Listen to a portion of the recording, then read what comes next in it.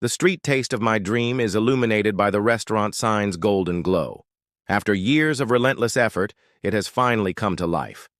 I stand at the entrance, gazing at the name I created. Tonight is meant to be a celebration. Opening. Night. Its lettering tastefully illuminated against the deep navy backdrop. The room is full of the people who matter most, full of love and support. Yet, as I look across the throng flooding in through the grand glass doors, I can't shake the void inside me. Where is she? I take out my phone, my fingers clenching around. My pocket as I check for messages. No missed calls, no texts, nothing. Guests arrive in waves, some familiar faces, others new. Among them, a few prominent figures in the food industry, fresh young chefs and investors eager to see what I've built. Servers weave between tables, carefully balancing trays of artfully arranged dishes. Laughter erupts. A chorus of praise fills the air. But my attention is elsewhere. The one person who was supposed to be here, Mira, and her family, they are nowhere to be found. I inhale deeply, trying to suppress the weight of disappointment. Maybe she's running late. Maybe her family is just on their way. I cling to that excuse like a lifeline, even as skepticism creeps in. Minutes pass, then an hour. Nothing. My heart pounds as I step outside onto the sidewalk. The night air is warm, yet my hands feel cold. I pull out my phone and dial her number. It rings twice before she answers. Her voice is light, almost amused. Oh, was that tonight? For a moment, I think I misheard her. I glance up at the glowing sign above me. Savor. It stares back at me. You said you'd be here, I say, steadying my voice. It's opening night. A scoff cuts through the line. It'll close down soon anyway. Laughter echoes in the background. Then I hear her mother's voice, sharp, dismissive. Don't disturb us. The call ends. I stare at my screen, waiting, hoping. Maybe she'll call back. Maybe she'll send a message. Maybe something. But there's nothing. The weight in my chest is suffocating. The people I fought for, the ones I built this for, they never believed in me. Not once, and deep down, I always knew it.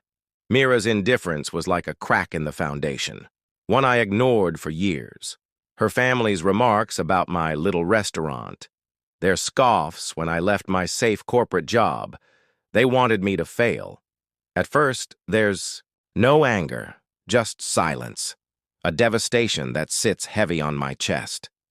Then, something colder rises. They will regret this. I tuck my phone into my pocket, straighten my posture, and turn back to my restaurant. Inside, the air hums with conversation. Glasses clink. Aromas of saffron, seared butter, and slow-roasted lamb fill the room.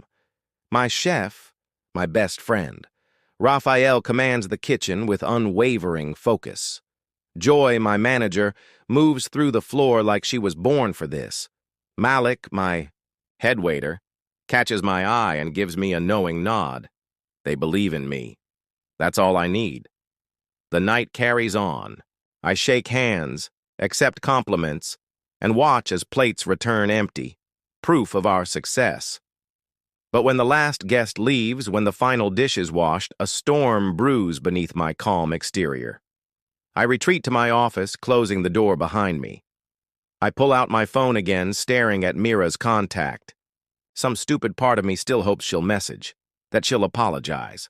But the screen remains blank. I could call, demand an explanation, ask why she and her family chose to humiliate me tonight.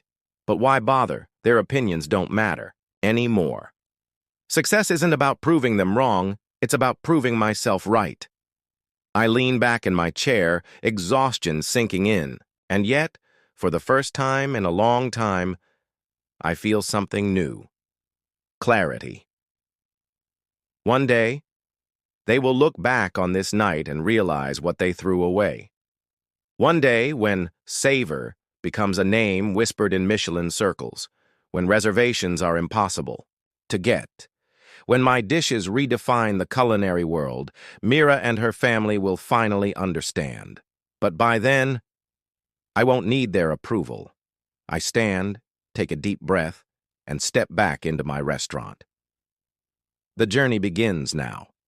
The part of me that used to adore her wants to think this is a good thing, a tiny step toward acknowledging her error. But I know better. So I suppress my voice and say, "No thanks to you again." She sighs and pauses for a moment. I can already see her, sitting in her expensive lounge chair, swirling her wine, her manicured nails as perfect as ever, as though this moment, this conversation, is just another dull chapter in her life. Perhaps we ought to speak. I end the call. Nothing more to say. I stand there looking at my phone for a while, half expecting it to ring again. But it doesn't. Does she refuse to return my call?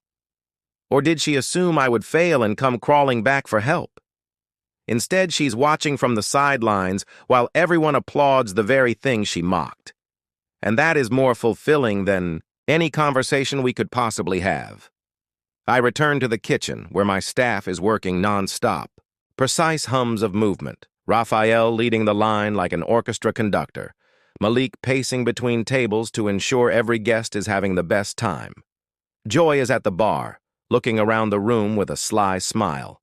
She catches my eyes and slides. Me a glass. "You look like a man who just turned down an axe," I snort. "You're not wrong." We clink glasses. I take a slow sip of whiskey, to bigger things. Because this isn't about revenge. It's about proving to myself that I was always meant to be here. If Mira thinks this story is over, she hasn't seen anything yet. Life changes everything at some point. When I won my first culinary competition as a teenager, I had to walk away. From a six-figure corporate job to follow my dream, to stand in my own restaurant on its first night. And now, here I am, standing in the Sayor dining room. The restaurant is closed for the evening. My team is gathered around a single television, watching the Michelin star live feed. The announcement is minutes away. Raphael stands beside me, arms folded. Even Joy, usually sharp and brimming with energy, sits near the bar with an old-fashioned in hand, her usual bravado muted by the tension in the air. The entire culinary industry is watching. Michelin inspectors arrive when you least expect them. They critique you in silence, and then they disappear before you even realize they were there. You only know you are being tested when the results are in. I run a hand through my hair. Tonight, those results could change everything. The announcer steps onto the stage. My chest tightens. Tonight, we honor excellence and acknowledge the chefs and restaurants that have pushed the boundaries of gastronomy. One by one, he calls the stars by name, and then, a moment that exists outside of time itself. 3 Michelin stars. The words hit me like a sledgehammer to the chest. For a second, the room is silent. Then, chaos. Joy lets out a scream, throwing her drink in the air. Malik leaps up and down. Raphael grabs my shoulders, shaking me as if to make sure I'm not dreaming. The staff erupts into cheers, hands clapping, voices overlapping in pure, unfiltered triumph. 3 stars. Not 1. Not 2. 3. This accolade is held by only a handful of restaurants worldwide. It's the kind of recognition that etches a name into history. My name. I exhale. Only then do I realize I had been gripping the edge of the bar for support. I close, my eyes letting it sink in. And when I open them, my phone screen is glowing. Chefs I once admired. Restaurant owners who rejected me. News articles filling my inbox. Requests for interviews. Congratulations from industry leaders. But one message stands out. Mira, let's celebrate together. Call me. I stare at it. For a moment, I wonder what I expected. A genuine apology? Acknowledgement of the years of ridicule and doubt? No, she only wants to share in my success. I exhale deeply. Then, without hesitation, delete. Joy watches from across the bar. She smirks. She cut you off when she thought you wouldn't make it. I nod, toss my phone onto the counter, and then I raise my glass to the past where she belongs. And finally, while the celebrations rage on around me, I allow myself to feel the weight of victory, because this time, it's mine.